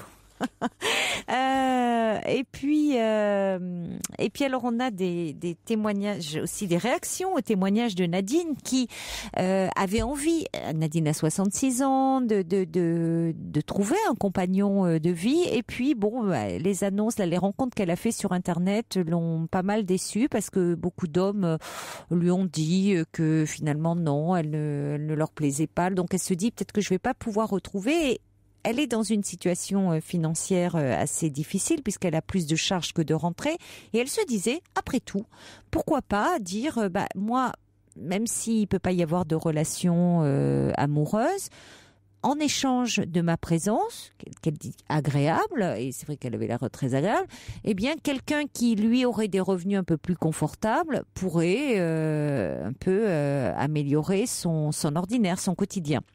Alors, il y a First Lisa qui me dit, mais on dirait que Nadine recherche en quelque sorte un homme pour l'entretenir. Mais oui, d'une certaine façon, c'est pour ça que je trouvais intéressant parce que c'est rarement dit comme ça. On le dit rarement avec autant de sincérité. Enfin, c'est clair. Bon, et après tout, pourquoi pas si c'est bien compris. Le problème, c'est que on peut pas. C'est rare que c'est pas comme dans le cadre d'un contrat de travail. Là, on est quand même dans de l'affectif et on peut se demander jusqu'où ça va empiéter et c'est-à-dire jusqu'où cet homme, parce qu'à partir du moment quand on a aussi plus de revenus, ça crée un déséquilibre dans la relation et c'est aussi avoir un certain pouvoir. Jusqu'où ça peut aller. Donc il faudrait vraiment trouver la personne qui, elle, souhaite une compagnie agréable, mais pas plus. C'est pas... Alors il y a Philippe qui dit il n'est pas totalement exclu que Nadine puisse envisager d'aborder un homme par le biais du confort matériel qu'elle peut apporter en échange de compagnie, la relation pouvant ensuite déboucher sur plus si affinité. Oui, moi je pense que ça peut se trouver, qu'il y a des hommes après tout qui dans un premier temps pourraient accepter cela sans être comme ça tombés dans à l'eau enfin quelque chose qui attendrait plus, ou il y a une solitude qui peut être mal vécue et dire après tout, si j'ai la chance de partager ma vie avec une personne agréable, pourquoi pas. Mais c'est vrai qu'il faut vraiment trouver la personne qui est prête à cela. Alors il y a Gigi qui dit mais pourquoi moi finalement si elle demandait une colocation, ça réduirait ses problèmes matériels parce que avec un loyer moins élevé, elle serait dans une situation moins difficile et on fait un règlement de colocation, dit Gigi. Qui paie quoi, qui fait quoi, pour combien de temps, de façon à pouvoir mettre un terme à cette colocation si ça ne va pas. Et puis, alors il y a Michel, lui, il est beaucoup moins, qui est beaucoup moins optimiste parce qu'il dit non, moi j'y crois pas, je pense pas que ça pourrait marcher parce qu'il dit alors à ce moment-là, moi aussi, dit Michel, je cherche une personne, femme plutôt de préférence, belle, blonde, 30, 35 ans tout au plus, pour m'aider financièrement, plus pouvant faire le ménage, et évidemment, beaucoup plus si affinité. Franchement, si je trouve, dit Michel, je vais à Lourdes. Allez, on va maintenant accueillir Yannick. Bonsoir Yannick. Bonsoir Caroline. Bonsoir. Meilleurs vœux à tous, je serai un des derniers. Ah oui, on a encore. Ah oui, c'est la der de der là. Quoique on est même le 1er février, mais bon. Non, on est le 31, oui. Non. On est le 31 ? Oui. Non, on est le 1er. On est le 1er. Ah non, non, il y a prescription là. Oui. Merci, on peut toujours se souhaiter des bonnes choses après tout au long de l'année. Oui. Moi, je vous appelle, c'est parce que j'ai quelques petits soucis. Bon, moi, j'ai très mal démarré l'année parce que j'ai perdu ma maman il y a 20 jours. Ah. Et bon, mon papa, j'ai perdu il y a 3 ans. Alors, je me retrouve, comme je disais à mon frère, je me trouve orphelin un petit peu. Mais oui, forcément. Bon, c'est pas trop pour moi. Moi, bon, je suis un adulte encore. Je vais m'en remettre tout doucement. Oui, mais même adulte, on est orphelin à tout âge, oui. Mais c'est pour mes enfants. Bon, j'ai mes 2 filles qui sont 20 et 18, ça va. Mais j'ai 2 filles j'ai une fille de 10 ans et un garçon de 6 ans. Et j'ai voulu, pour moi, dans la période qui était là, je voulais être, pour accompagner ma maman, je voulais être accompagné de mes enfants. Et avec ma femme, on a eu une discussion, on n'était pas d'accord. Bon, pour finir, ma femme, elle a accepté. J'ai voulu que mon fils assiste aux funérailles. Oui. Mais depuis 20 jours, depuis une quinzaine de jours, la maîtresse a convoqué ma femme en disant qu'il était devenu infernal. Et même à la maison, il est devenu infernal. On dirait qu'il devient hyperactif. D'accord, c'est-à-dire qu'il est beaucoup. Comment ça se... Oui, il est très agité, vous voulez dire? Oui, il nous écoute plus. On lui parle, on lui dit on peut pas, il le fait quand même. Et moi, je suis en train de me le reprocher, quoi. J'aurais peut-être pas dû. Pourquoi? Qu'est-ce que vous reprochez? Le fait que vous ayez voulu qu'il assiste aux obsèques? Vous pensez que c'est ça qu'il a? Parce que c'est depuis ce temps-là, parce que. Oui, c'est vraiment lié. Le fait qu'il soit très agité, c'est la maîtresse vous en a fait part depuis les obsèques de votre maman. Oui, pourtant j'ai bien parlé avec les 2 plus petits. Je leur ai bien expliqué que mamie était partie au ciel. Et celle de 10 ans dit papa, moi je veux voir mamie dormir. Alors bon, celle de 10 ans, on lui a fait voir, mais pas le petit. Le petit, on l'a pris vraiment pour les funérailles et le cimetière, c'est tout. Et aussi à l'église, il m'a dit 2 phrases qui m'ont choqué sans plus, et c'est tellement beau de la part de la bouche d'un enfant. C'est la première phrase, c'est ma papa, tu me dis que mamie elle part au ciel. Oui. Alors demain ils vont en parler à la météo. Oh oui, c'est vraiment des mots d'enfant. Et alors je lui dis je ne sais pas, mais je pense pas. Non, mamie elle est partie au ciel et c'est tout. Et après au moment qu'ils ont fait l'encens, qu'est-ce qu'ils font? J'ai dit tu vois mamie elle s'en va au ciel, là ça y est, elle s'en va au ciel. parce qu'on me disait de beaucoup lui parler, tous les trucs comme ça. Et à un moment, il me regarde, il fait, bon, on va la voir quand, mamie, maintenant? Bah, je dis, maintenant, on va plus la voir, mamie, maintenant, c'est dans notre cœur. Et alors, il me regarde, il fait, bah, alors, papa, je vais devoir chercher une nouvelle mamie. Et oui. Et j'ai peur que j'ai fait la bêtise. Il était très attaché à sa mamie, elle était très proche de vous dans... Ben, c'était une mamie qui savait plus beaucoup marcher, plus rien, mais elle avait un cœur avec ses petits-enfants énorme, quoi. Et elle était très présente, elle vivait à côté de vous, donc elle les voyait souvent. Ben, on y allait régulièrement, oui. C'est moi qui m'en occupais avec mon frère et on s'occupait d'elle parce que elle avait besoin beaucoup de soins, ma femme allait la mettre couchée, tous les trucs comme ça, quoi. Oui. Et moi j'ai un peu peur, alors la maîtresse m'a dit qu'il était infernal, alors peut-être que j'ai refait une erreur en rentrant quand ma femme me l'a dit. Je l'ai attrapé, j'ai fait Mathis, t'as pas le droit d'être méchant à l'école, tu dois être gentil, pour la peine tu auras une punition. Alors j'ai donné une punition, écrire 20 fois, je dois être sage à l'école. Et il a fait la punition tout en rigolant. Pour lui, on dirait que c'est un jeu et bon, peut-être parce qu'il voit que je suis pas bien. C'est possible, oui. Oui, il doit être aussi parce que ce que vous décrivez, vous êtes très affecté par la disparition de votre mère. Il y a un changement. Ils vous sentent différent aussi depuis les obsèques. Je suis pas certaine que ça soit le fait d'avoir assisté aux obsèques. Moi, je trouve pas que c'est une mauvaise chose de faire assister un enfant aux obsèques. Au contraire, il participe à, si vous voulez, il peut pas. C'est un moment où on est rassemblés, où on est ensemble, où on peut aussi. On ne l'exclut pas justement d'un moment où on partage même de la tristesse, mais où on est ensemble, on est réunis. Parce que de toute façon, ils sentent bien que vous êtes triste en ce moment. Donc, si vous voulez, le fait de savoir aussi que sa mamie repose au cimetière, qu'on peut aller au cimetière, apporter des fleurs, simplement, à cet âge-là, ils ont besoin de choses très concrètes parce qu'à 6 ans, et qu'on leur parle de façon très concrète, ce qu'on a souvent du mal à faire parce qu'on est dans notre propre peine. Donc, vous voyez, par exemple, c'est un très joli mot d'enfant, mais qui en même temps cache beaucoup d'interrogations. Quand vous dites « mamie est au ciel », il dit oui, le ciel, c'est le ciel concrètement, la météo. Donc demain, on va parler de mamie dans la météo. C'est-à-dire que lui, il fait le lien en direct. C'est-à-dire que le ciel, pour lui, c'est le bulletin météo. C'est il va faire beau, il va pleuvoir. Bon, donc il a du mal à comprendre qu'est-ce que fait cette mamie au ciel. Vous voyez, c'est un peu. C'est comme quand il vous dit j'aimerais voir mamie qui dort. Elle dort pas, mamie. Parce que, si vous voulez, elle dort pas, mamie, elle est morte. C'est dur de prononcer le mot, mais quand on dort, c'est pas du sommeil. Quand on dort, on n'est pas mort. Parce que si vous voulez, c'est important parfois de mettre des mots comme ça, très précis sur des réalités, parce que c'est très angoissant si on associe la mort à un long sommeil, à du sommeil. Joe, dans sa tête d'enfant de 6 ans, peut-être que quand on va dormir, c'est un peu de la mort. C'est peut-être pour ça, parce que moi, comme je travaille de nuit, alors le matin, quand je rentre, lui, il va partir à l'école, et sa mère lui dit, papa est parti dormir. Oula.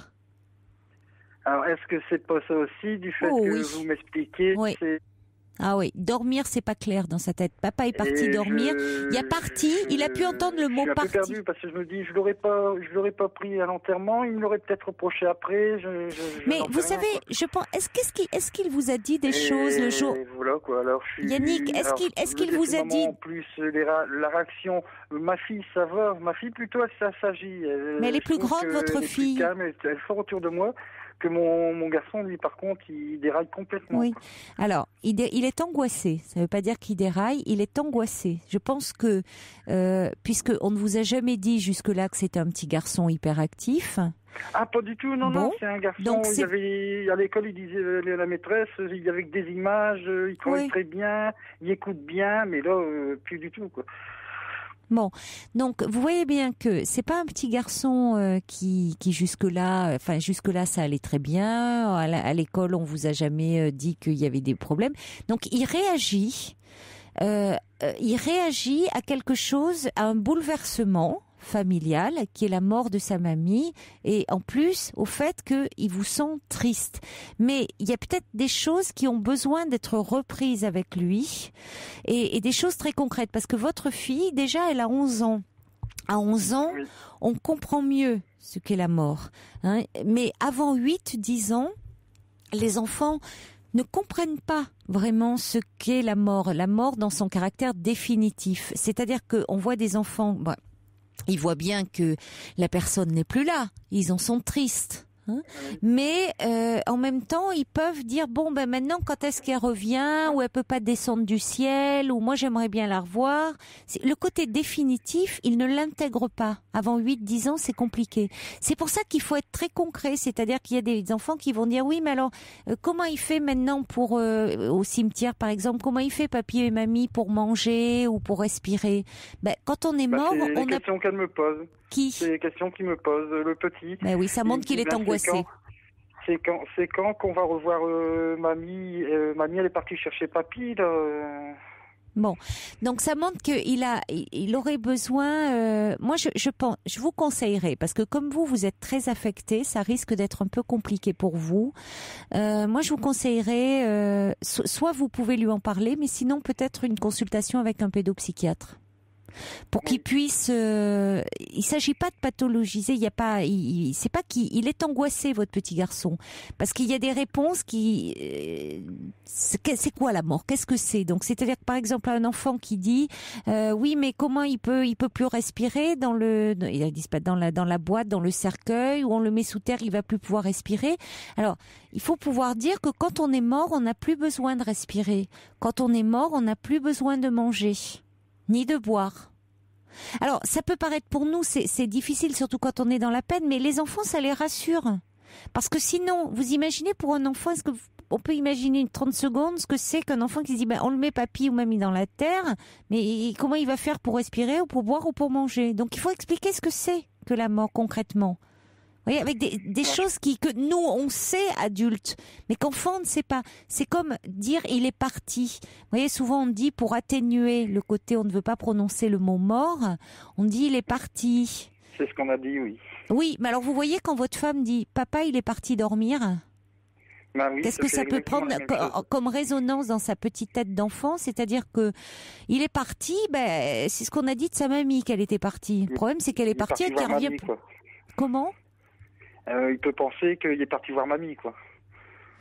Oui, il est parti rejoindre mamie, parce que mamie, elle est partie, mais on la voit plus, mamie.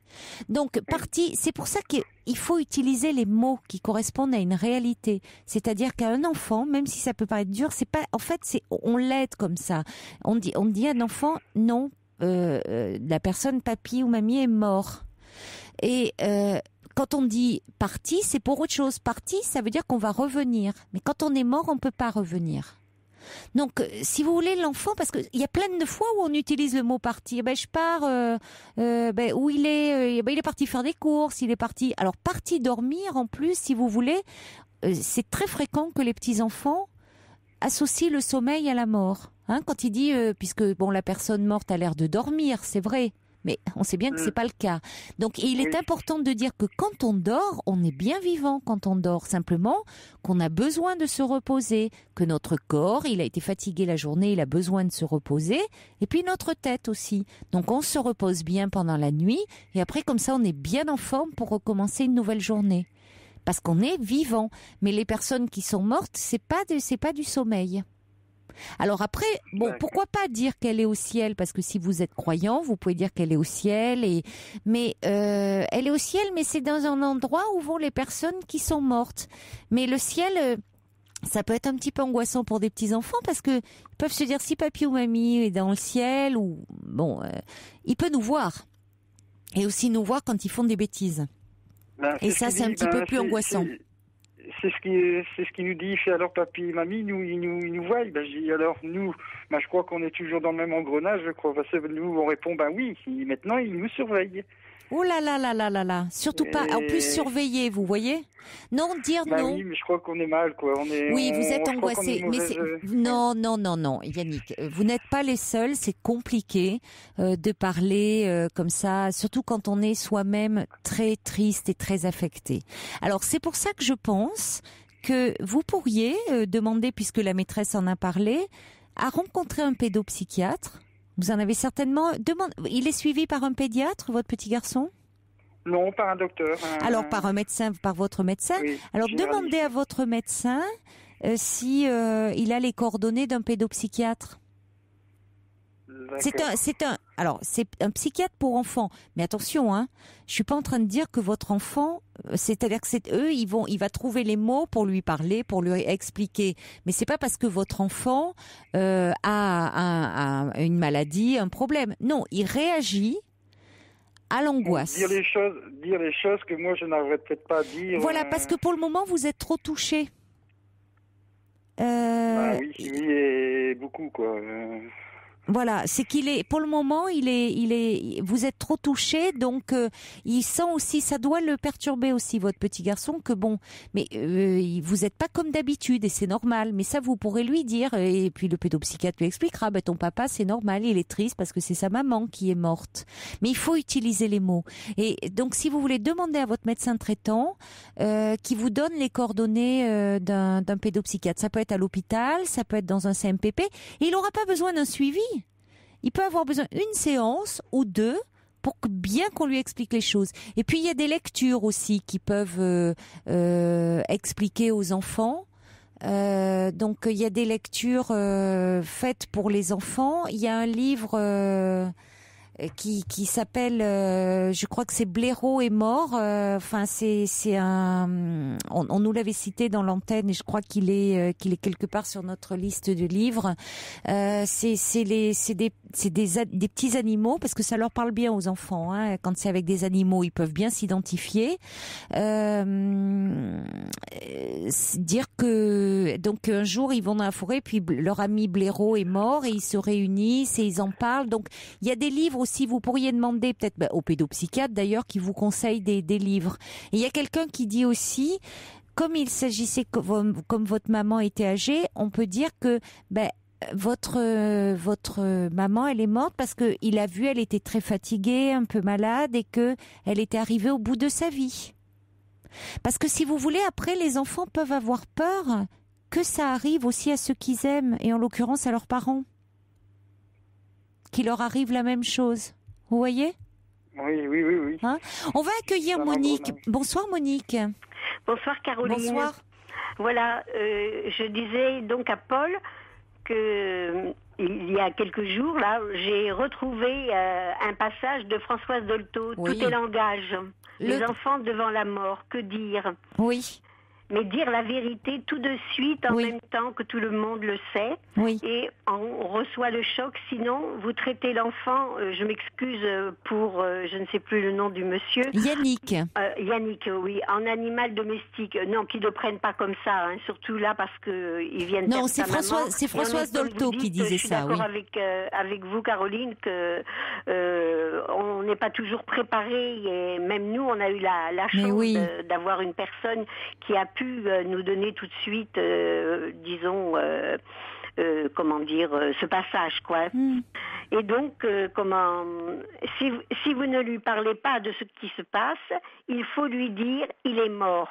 Alors, moi, je suis d'accord avec vous, Caroline.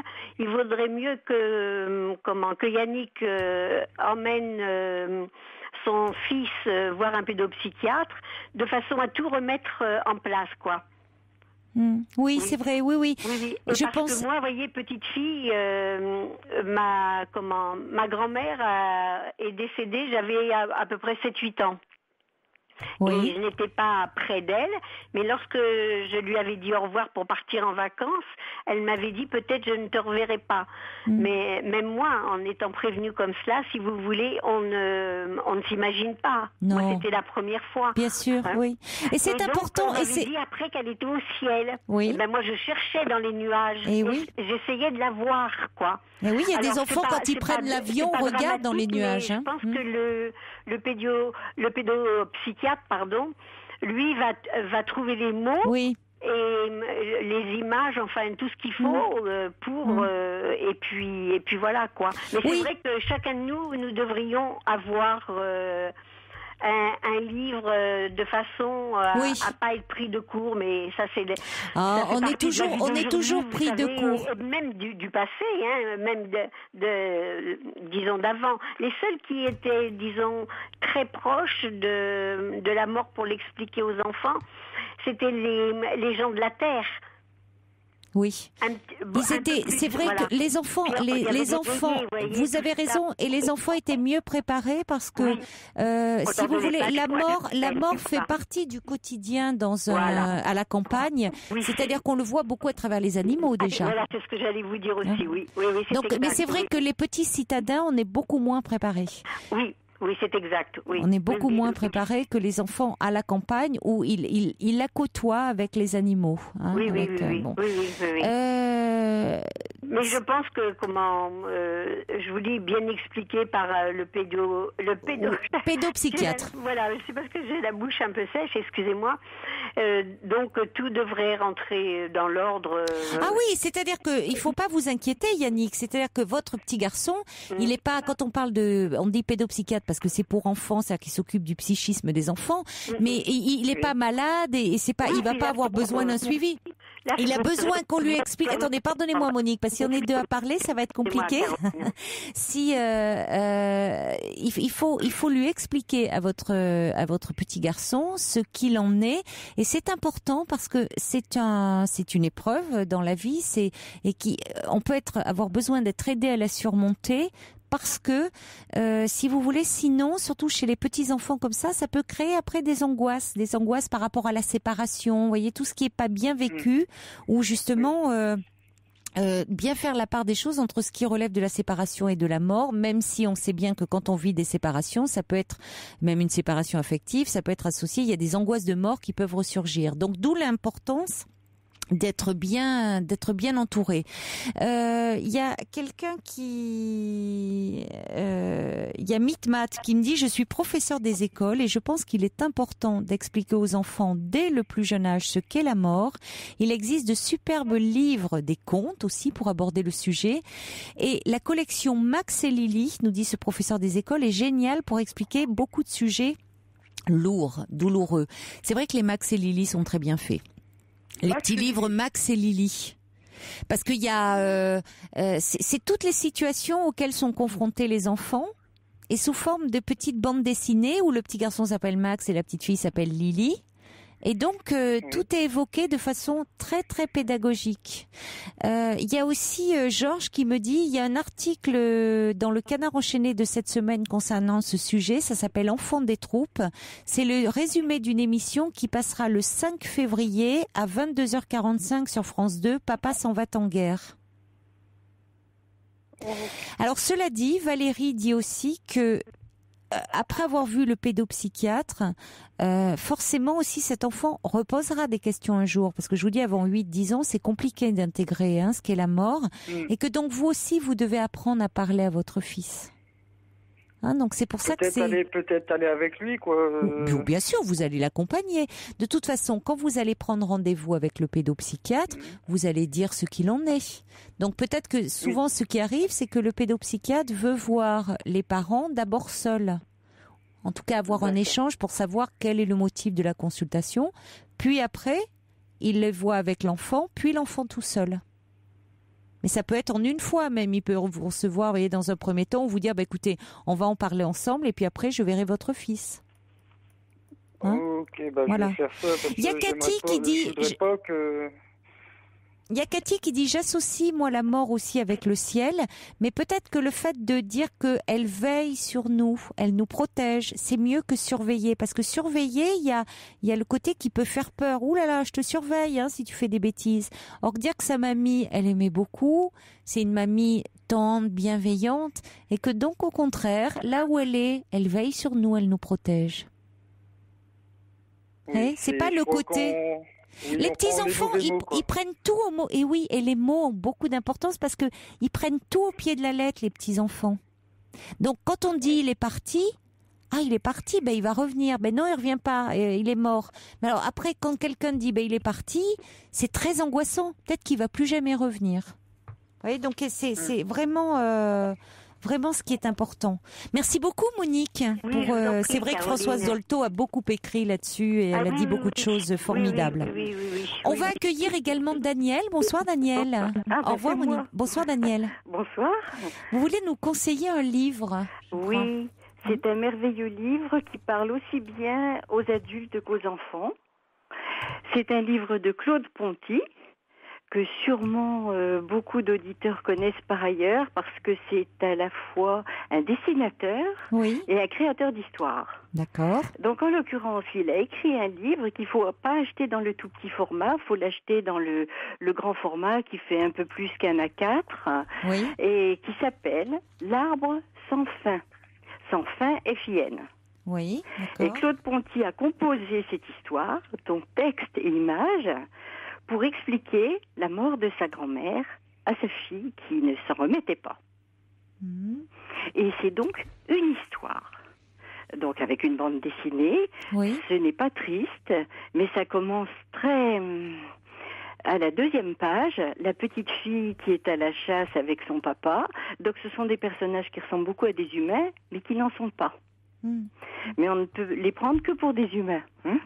Et donc elle est à la chasse avec son papa, et quand elle revient, elle sent déjà qu'il va se passer quelque chose, et quand elle arrive à la maison, elle trouve sa maman en pleurs à côté de sa grand-mère, et elle dit cette phrase, c'est drôle, ma grand-mère est là, mais il n'y a plus personne dedans. Ah, oui. Et toute l'histoire est conduite avec à la fois ce symbolisme et cette crudité. Et donc la grand-mère est emballée dans son berceau de voyage et elle s'en va au bout de l'arbre sans fin, parce que cette petite famille habite dans cet arbre sans fin, donc c'est un merveilleux dessin et c'est tout un univers dans cet arbre. Et à partir de ce départ, et le berceau de voyage s'en va dans le ciel et on voit une petite étoile au bout. Et à partir de ce départ, s'ensuit toute une histoire d'initiation pour la petite fille. Et donc elle traverse des moments pas commodes et elle découvre au fur et à mesure qui elle est en définitive. Et à la fin du livre, à la fin de l'histoire, elle a pris sa place dans la succession de toutes les femmes de la famille qui ont toutes un nom qui se rapporte à leur spécialité à chacune. Oui, donc en plus c'est ça, il y a toute cette transmission, cette filiation, c'est très porteur de... le titre est très beau déjà. Il y a l'arbre avec ses racines et donc on fait partie... Vous l'avez noté, Yannick? Tout le monde devrait avoir ça dans Yannick, vous êtes là? Oui, je suis là. Donc peut-être l'arbre sans fin. L'arbre sans fin. L'arbre comme un arbre, comme un chêne, un être. Voilà. L'arbre sans fin, F-A-I-N. Non, F-I-N. L'arme, non, heureusement que c'est pas une arme. L'arbre sans fin, F-I-N, de Claude Ponty, P-O-N-T-I. Et c'est les éditions École des loisirs. Eh ben voilà, vous avez l'éditeur. Moi, je ne trouvais plus. Parce qu'on l'a cherché. On l'a cherché entre-temps. On donne toujours l'édition. L'édition L'École des loisirs. Et alors, je disais, c'était sur le blaireau. Ça s'appelle Au revoir blaireau. C'est un très beau petit livre aussi. Au revoir blaireau, comme un blaireau. C'est pour les enfants, c'est ça? Ah, bien sûr. On vous donne que des livres pour enfants, là. D'accord, ok. Au revoir blaireau, c'est de Suzanne Varley, V-A-R-L-E-Y, Suzanne, S-U-Z-A-N. En revanche, moi je... Attendez, pardonnez-moi, et c'est aux éditions Gallimard Jeunesse. Gallimard Jeunesse. Voilà. Oui, pardon, je disais, Daniel. En revanche, je conseillerais bien qu'on ne laisse pas l'enfant lire ça tout seul. Ah non, bien sûr que non. On le lit ensemble. Oui, c'est très juste. Vous avez raison de le préciser. C'est-à-dire que même face à une histoire, face à un conte qui est un peu difficile, où ce thème est abordé, même si c'est abordé de façon à ce que ça soit accessible pour les enfants, vous avez raison de dire, il faut que l'adulte soit présent, que ça soit lui qui lise l'histoire, de façon à ce qu'il puisse répondre aussi aux interrogations de l'enfant. Et dans cette merveilleuse histoire, la mort est incluse dans la vie. Et réciproquement, puisque ça commence par une scène très joyeuse de complicité entre le père et la fille, qui chassent et qui chasse les glousses, bien sûr. Et dans les glousses, il y a glousser de rire. Et bon, il faut lire ça parce que c'est tout à fait symbolique, mais c'est très très joli. Alors il y a First Lisa qui dit est-ce qu'il vaut mieux pas être pragmatique que raconter des histoires, des contes, des symboles? Non, pas forcément, non. Parce que dans l'enfance, on est dans cette pensée magique, on se nourrit de contes, on se nourrit de symboles. Ah oui, l'esprit de l'enfant, c'est magique. Vous voulez, l'esprit de l'enfant est magique, et c'est pour ça qu'il faut en même temps, employer les vrais mots, parler de la réalité, ce qui ne veut pas dire qu'à côté de ça, on ne peut pas raconter des histoires, par exemple l'histoire du blaireau qui est mort, les amis, ces petits animaux de la forêt qui viennent autour et qui parlent de la mort, c'est-à-dire que c'est très très bien fait, c'est comme dans la collection aussi Max et Lily, je crois qu'il y a un Max et Lily où ses grands-pères est mort, quelque chose comme ça, donc parce que si vous voulez, les enfants, même dans les contes ont bercé aussi notre enfance, et il y a toutes nos peurs les plus archaïques, tous nos fantasmes aussi. Donc l'enfant, ça lui permet de mettre des mots à travers ses contes sur ses peurs, sur ses angoisses qu'il a, et donc ça l'apaise. Alors à propos de ça, il y a Édouard aussi qui dit, vous savez, dans les écoles, il y a des professionnels qui peuvent voir un enfant pour lui parler de la mort de sa grand-mère. Il y a les médecins scolaires, il y a les infirmières scolaires, et puis il y a les psychologues scolaires. Donc peut-être que vous pouvez voir aussi de ce côté-là, Yannick, parce qu'il dit c'est parfois moins cher que le rendez-vous chez le pédopsie, qui est cher mais qui est remboursé, cela dit. Mais c'est vrai que vous pouvez voir peut-être... Pour l'enfant, le prix, je m'en fous, quoi. Je veux dire, faut non, mais surtout que ça va pas être une thérapie, si vous voulez. C'est l'histoire d'une ou deux séances. Voilà. Le seul problème, c'est que moi, je me culpabilise. En plus de ça, je me culpabilise. Mais de quoi, Yannick? De quoi vous culpabilisez? Je me dis que j'aurais peut-être pas dû le prendre, quoi. Mais est-ce que ça aurait été autrement? Je crois pas que c'est ça. Yannick, d'après ce que vous me décrivez, je pense qu'il aurait posé autant de questions s'il n'avait pas été à l'enterrement. Parce que de toute façon, il aurait plus vu sa grand-mère, il aurait demandé où elle était, sa mamie. Bon, et puis il aurait posé des questions. Et donc, au contraire, vous pouvez... il s'agit pas de l'amener tous les 4 matins au cimetière, mais vous pouvez dire, tiens, on va aller voir mamie, on va lui apporter une jolie fleur. Mais ça dépend si... Oui. Mais là, je crois que j'ai encore fait une bêtise, parce que son anniversaire, c'est dans 20 jours, et j'ai dit, on va aller porter une fleur à mamie. Et... Pour son anniversaire Non, pour son anniversaire, oui, c'est peut-être... il faut pas... Alors, je me demande s'il croit pas qu'il va revoir mamie, quoi. Mais ça, c'est possible. Non, mais bon, écoutez, vous allez en parler. Porter une fleur à mamie, oui, c'est-à-dire mamie qui est au cimetière. Et le cimetière, c'est là où c'est là où on met les gens qui sont morts. C'est pour les gens qui sont morts. Donc il faut écoutez, vous êtes un peu perdu. Écoutez, Yannick, vous êtes un peu perdu. Vous n'êtes pas le seul. Ça sert à rien de vous culpabiliser. Vous êtes déjà dans votre propre peine. Donc c'est mieux à ce moment-là, quand on est un peu perdu, et ça arrive, de demander l'aide d'un tiers qui saura lui parler, parce qu'il sera pas affecté comme vous l'êtes. Mais encore une fois, votre petit garçon, il manifeste de l'angoisse, ce qui est normal, et ce qui est plutôt bon signe même, si vous voulez. Son agitation est le reflet d'une angoisse parce qu'il a des questions qui le préoccupent. D'accord? Donc il s'agit de lui répondre le plus tranquillement possible. D'accord. Voilà.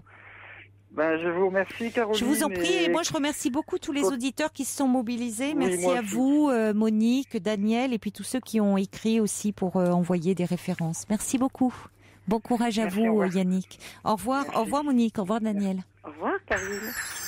Cette année, la libre antenne de Caroline Dublanche, c'est du dimanche au jeudi de 23h à 1h sur Europe 1. Alors justement, les amis, notez bien, effectivement, depuis cette année, nous nous retrouvons, j'ai le plaisir de vous retrouver le dimanche, et vous êtes très nombreux à être présents à ce rendez-vous. Notez que le dimanche 17 février, je recevrai un professeur de psychiatrie de la Pitié-Salpêtrière, le professeur Pellissolo, qui viendra nous parler des phobies. Donc si vous avez des questions à nous poser à ce sujet, vous pouvez d'ores et déjà nous envoyer vos questions par mail sur le site europe1.fr. Et puis je vous en reparlerai, mais le dimanche 17 février, entre 23h et 1h, le professeur Pellissolo sera là aussi pour répondre à toutes vos questions. Alors quelqu'un dit à propos du témoignage témoignage de Yannick qui avait perdu sa maman et depuis le petit garçon était hyper agité. Un livre peut aider et il faut pas avoir la crainte de le choquer. Au contraire, ça peut aussi vous aider vous. C'est un bon support le livre. Il y a aussi un petit SMS. C'est Nina qui dit: moi je suis d'origine orientale et chez nous l'enfant vit la mort comme les grands. On leur dit que la personne a fini sa vie et qu'elle a fait toutes les bonnes choses qu'elle voulait faire. Oui, c'est beau. Le fait, Dolto disait, elle a fini sa vie. Elle est arrivée au bout de sa vie. C'est-à-dire que voilà, il y a quelque chose. Alors, c'est d'autant plus, en général, les premières fois où l'enfant est confronté à la mort, c'est les grands-parents. Et donc, de dire, ben voilà, ils sont arrivés au bout de leur vie, ils étaient âgés et ils ont fait tout ce qu'ils avaient pu faire de leur vie. On accueille maintenant Olivier. Bonsoir, Olivier. Bonsoir. Bonsoir. Alors, ça va être compliqué parce que c'est un peu plus léger, moi. Donc, mais c'est pas grave, au contraire, ça va nous faire du bien. Et je voulais juste faire une petite dédicace à Yannick où je salue vraiment la démarche de. Oui. C'est très touchant en tout cas. Oui, il était touchant parce il était déjà beaucoup dans la peine, Yannick, d'avoir perdu sa maman à laquelle il était très attaché. Et en plus, il s'en voulait beaucoup alors qu'il voulait bien faire et que dans ces cas-là, on est souvent maladroit parce qu'on est trop dans la peine. Donc ça sert à rien qu'il culpabilise. Au contraire, on le sent très concerné par ses enfants, très proche d'eux. Donc ça, c'est important pour la suite. Et simplement. Très belle démarche en tout cas, d'essayer de trouver une réponse, de chercher, d'aller taper à des portes pour essayer d'avoir une réponse et de se faire aider. Et il a bien dit d'ailleurs, c'est pas le prix qui compte, c'est voilà pour le bien-être de son enfant. Bon, mais je pense que quand le petit garçon va comprendre que son papa et sa maman, les gens qu'il aime, ils sont pas près de mourir, c'est que sa grand-mère, elle était très fatiguée, qu'elle était vraiment très âgée, très malade. Ça va le rassurer aussi, parce qu'après il peut se dire oh là là, mais si c'est arrivé à mamie, ça peut arriver aussi à papa, à maman, à ma petite sœur. Bon, voilà. Et puis, pour être près des gens qu'on aime, qu'ils soient vivants ou morts, il suffit de fermer les yeux et d'imaginer un peu. C'est vrai, vous avez raison, si on n'en a pas parlé, mais de dire que de toute façon, sa mamie, elle sera toujours présente dans sa tête et dans son cœur. Il suffit de penser à elle, très fort. Voilà. Moi, je voulais me rapprocher de vous parce que je vous ai appelé il y a à peu près 1 an. J'avais fait une belle rencontre sur Nantes d'une amie, j'habite à Grenoble, par Internet. Ça avait suscité des appels, on avait évoqué avec plein de monde pas mal d'échanges par votre antenne. Et c'était pour vous dire que cette belle histoire continuait et j'étais très content de la partager encore. C'est quelqu'un qui écoute souvent votre antenne. Donc, comment s'appelle-t-elle ? On peut lui faire un petit clin d'œil. Elle s'appelle Isabelle et puis elle vous écoute sans doute pas parce qu'elle dort à cette heure-là. Mais... elle écoutera en podcast. Voilà, exactement, c'est ce qu'elle va faire. Mais je me devais de vous faire pas un état des lieux si vous voulez, mais démontrer un peu à tout le monde que les relations par le net et les relations à distance peuvent avoir quelque chose dans le temps qui dure pour peu qu'on le souhaite et pour peu qu'on l'attende. Voilà. Donc c'était un clin d'œil à tout ça et c'était vraiment pour vous faire partager ce moment parce que quand je vous avais évoqué cette histoire, c'était une histoire qui avait déjà 1 an. Oui. Et maintenant elle en a 2. Et écoutez, vous allez m'avoir sur le dos tous les ans, je pense. Mais j'espère bien, pour vous, ça serait bon signe. Et alors, qu'est-ce qui vous avait plu ? D'emblée, vous vous êtes plu lors de la première rencontre ? Qu'est-ce qui vous avait attiré sur le net, dans son profil ? Alors, c'est l'inverse. C'est-à-dire que j'ai fait j'avais écrit quelque chose qui me passait par la tête d'une façon très intuitive. Et c'est elle qui est venue me chercher. Alors qu'on se demande encore comment elle a pu faire ça, elle comme moi. Et elle est venue, elle a été touchée par mon phrasé. Et voilà, donc en habitant aussi loin, personne n'aurait parié ni elle ni moi. Et pourtant... par votre phrasé écrit, c'était écrit au départ. Oui, tout à fait. C'est ça, puisque évidemment, avant de parler, vous... Donc il y a quelque chose dans votre façon d'écrire qui lui a plu, quoi, dans votre style, dans votre... Voilà. C'est-à-dire que j'écris comme je parle. Donc, j'écris comme je parle, c'est assez, ça coule. Et puis, on aime ou on n'aime pas, mais c'est comme ça. Voilà. Elle a senti une sensibilité, et elle s'est pas trompée. elle a été touchée par ça, et puis comme quoi, quand on est touché par quelque chose... Mais ça compte beaucoup, c'est le premier contact que l'on a avec une personne, donc on reflète quelque chose de soi-même. Ça ne veut pas dire, il y a des gens qui sont pas tellement à l'aise à l'écrit, et ils vont être plus à l'aise à l'oral, donc c'est pas forcément rédhibitoire. Et qui sont très beaux à l'intérieur, mais bon, j'ai la chance de... Oui, mais il y a des gens qui sont plus sensibles que d'autres aux mots, donc ça compte. Bon, écoutez, moi je suis ravie pour vous deux, Olivier. C'est bien de terminer sur une belle note. On a commencé en parlant d'amour, on termine l'émission en parlant d'amour, et je vous dis à l'année prochaine. C'est parfait. Merci, bonsoir Caroline. Je vous embrasse, et j'embrasse Isabelle aussi, je me permets. Au revoir. Parfait. Belle nuit à vous. Faites de doux rêves. Il est 1h sur Europe 1, l'heure des infos, présentée par Laurence Gontier. Bonsoir Laurence.